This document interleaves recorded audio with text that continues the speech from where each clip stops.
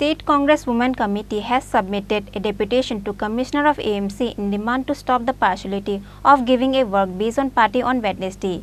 The rally was attended by President of Congress Sharbani Ghosh Chakrabarti and other executives.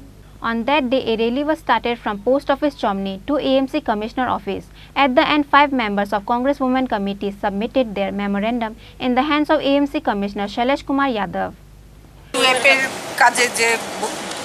বৈষম্যমূলক নীতি নির্ধারণ করেছে এবং সরকারের তথা রাজনৈতিক হস্তক্ষেপ বন্ধ করার জন্য এবং জব কার্ড হোল্ডারদের নিয়মিত কাজ প্রদান করার জন্য আজকে আগরতলা মিউনিসিপ্যালিটি কর্পোরেশনের কমিশনারের কাছে আমরা ডেপুটেশন দেব এবং ওনার কাছে জবাব চাইব যে রাজনীতি বন্ধ করে যেন শ্রমিকরা কাজ পায় এবং যদি আমাদের এই দাবি না মানা হয় প্রতিটি ওয়ার্ডে আমরা কোনো আন্দোলন তৈরি করব।